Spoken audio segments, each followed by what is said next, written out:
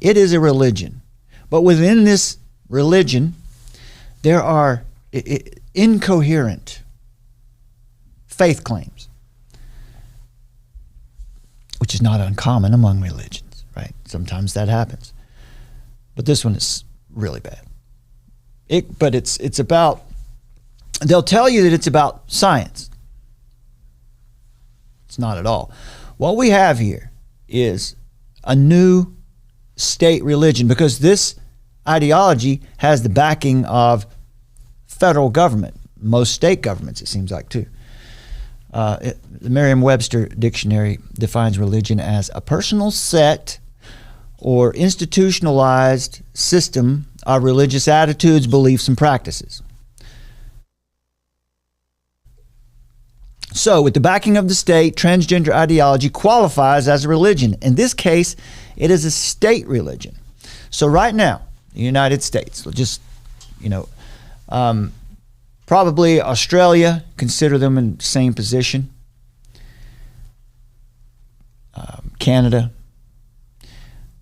We're all under the influence of a burgeoning new national religion here in the United States specifically. This is not secularism. It's not secularism at all. It is a theocracy. And that word, theocracy, the first part of that word is the root word theos, which is God. So the theos, or the God in this theocracy, in this order, is mankind. Or, better stated, the God here is mankind's desires. So in many ways, we are under the enforcement of the Church of Trans now. Trans acolytes promise freedom and liberty, while they can only deliver the worst kind of slavery. Keep in mind, as I'm saying this, feminism and transgender ideology can't be separated. I know that the classical feminists out there will disagree with that, but I'm going to make the case here tonight that they can't be separated. You can't go home again. So they, just like the transgender ideology, feminism promises freedom, liberty, but can only deliver slavery. A slavery that is enforced by the rod of hysteria and rageful obfuscation of any challenge to its perceived authority. The most evident fact that all can see about the Church of Trans is that its faithful believers are hopelessly caught up in irreconcilable disagreements among themselves. They disagree about the fundamental tenets of their own faith system. So when does so-called gender identity form, right? That's one of the tenets of the faith system. What is this thing that you're basing your whole life on, that you want to change the whole world to accommodate? When does gender identity form? Does it remain stable throughout someone's life?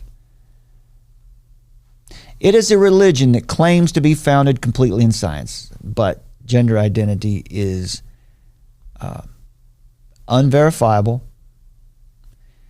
It's an immaterial concept at best. It's a delusion at worst. A person doesn't arrive at gender identity scientifically. Gender identity is a construct of the mind derived mostly to justify someone's behaviors. A construct of the mind that helps someone to explain why they do what they want to do, why their desires are good or okay. Desires that would otherwise be unjustifiable, in some cases inexplicable. All right. Desires that would otherwise be unjustifiable or inexplicable, unexplainable, like this. Otherwise, this would be unexplainable. This is the old deal here where Mulvaney was with Drew Barrymore. as we come to find out, she likes to kneel before her guests. This is not the first time she's done that, but whatever. This is the new patriarchy, right?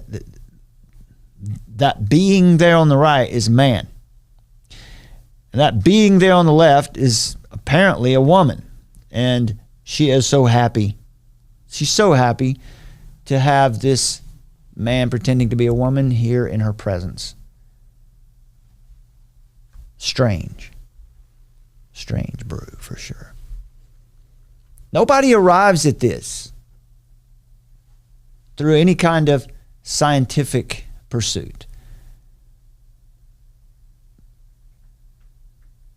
Now, for this religion, of course, there is no evangelism. There is only the transgender inquisition and its screeching inquisitors. And all of us are compelled or coerced to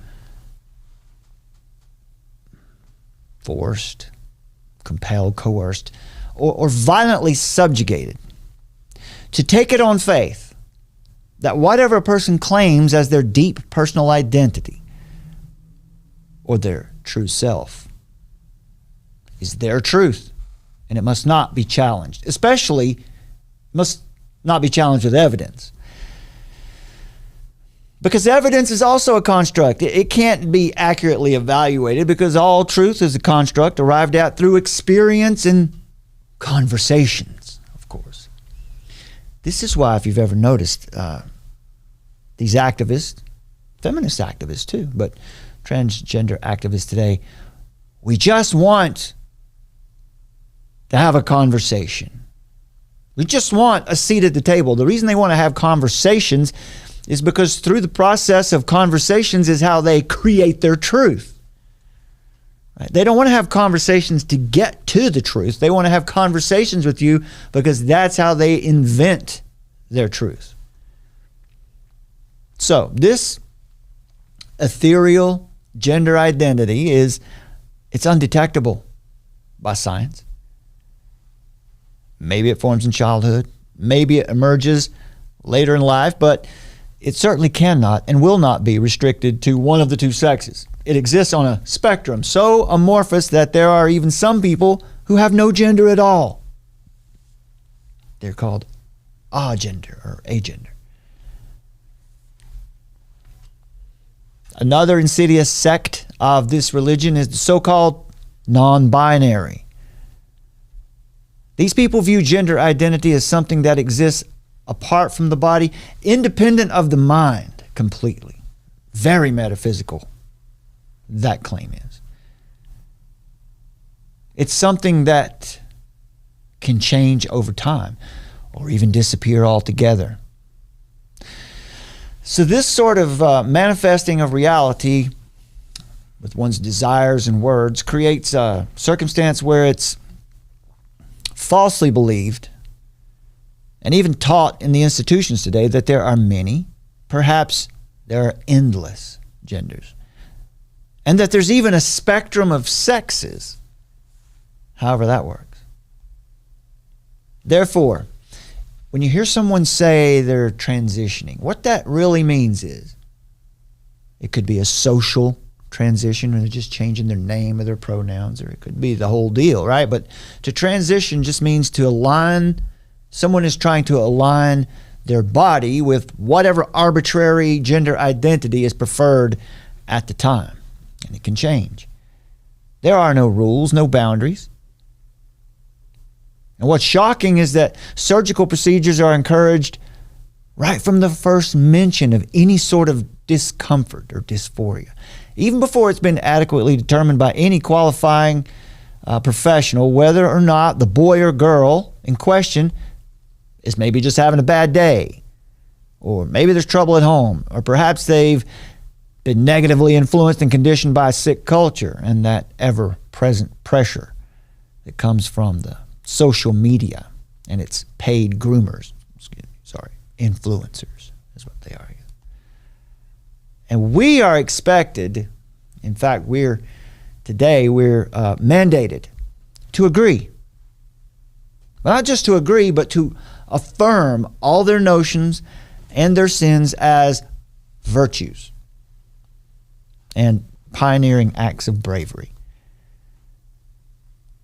We must honor the lie of the gender spectrum. And we also have to prove, we're expected to, prove our fidelity to this new state religion in weird ways. Masking up in public, right? Virus optional. You mask up in public now.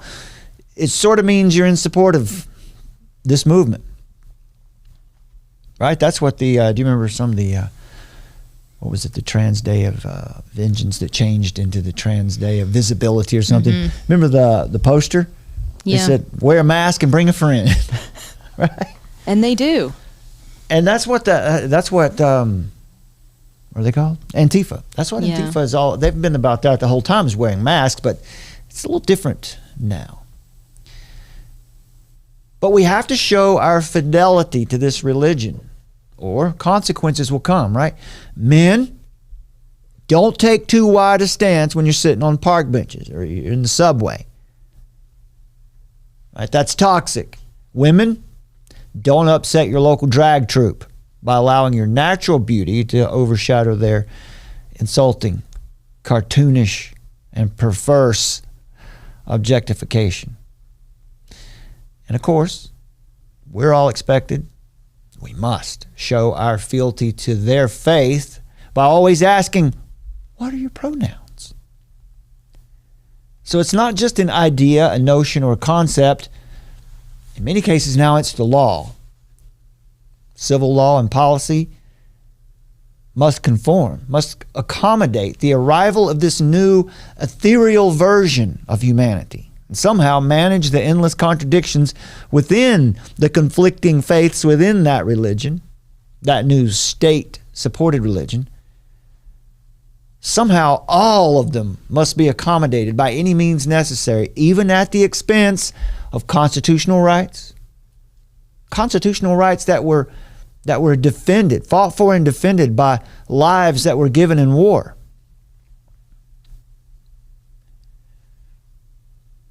All of their ideas, their faith claims, must be accommodated by any means necessary.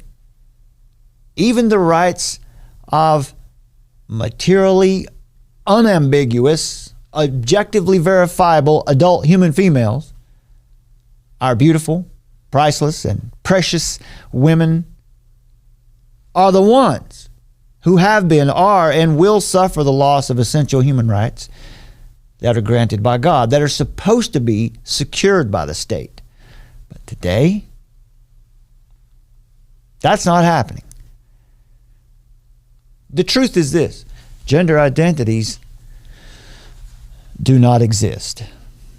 And this would be a good time for us to invite you to subscribe to our backup channel, True Normal TV. Yeah, True Normal TV. Yeah, I've said several things already, but somehow or another, the platform seems to be allowing this debate for the moment. For the moment, yeah. But they have been known to go back and look at videos you did 6 months ago. The last strike we got was for a video that was at least 6 months old. Pray for the work, if you would. You know, that's the biggest thing you can do to help us. With that said, I'll dive back into this controversial statement.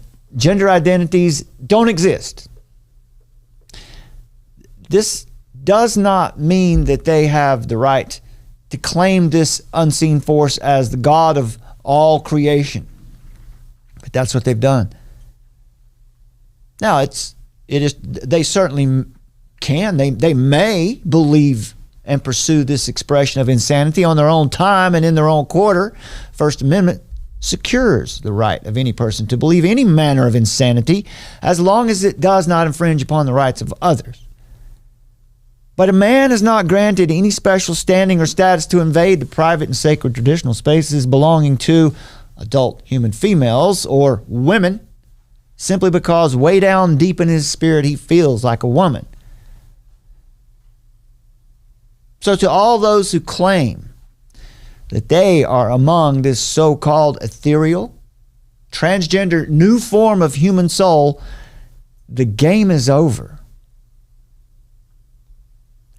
Now it's time for you to deorbit, come down out of the clouds, exit the spaceship, and start defining your terms. Start defining this gender identity in a way that can be tested and falsified. Falsification is it's evidence that would logically prove a thing to be untrue. It's part of what's necessary when you're trying to verify a claim. Falsification is necessary for proper scientific categories to be identified. So ideas, notions, or constructs which can neither be verified nor falsified, they're not scientific. They're not real. And as such, we all have the liberty and the right to adopt, affirm, or reject these ideas. That's the truth.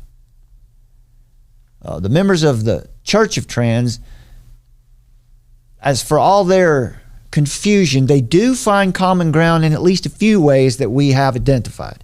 First of all, they all faithfully affirm that their rights are paramount to all other rights. Their needs are above the needs of any community.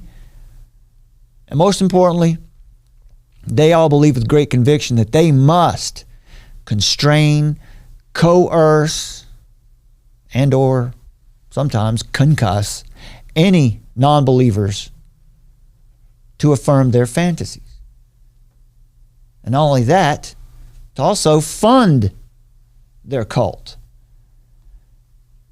How do they worship in this religion? Their predominant liturgy is the relentless pursuit of progress and constant communication with their pantheon of personal gender gods and faithfully following whatever feels like their best life now at the expense of future generations and at the expense of current peaceful coexistence. So according to AmericanMind.org, in several cities like San Francisco, of course, this religious movement is becoming so formalized that the local government are proposing tax-funded payments to people simply for church membership. This is a red alert, my friends. It's in everyone's interest to recognize this vulgar, emergent church before it irrevocably plants itself as the official state religion. So let's pay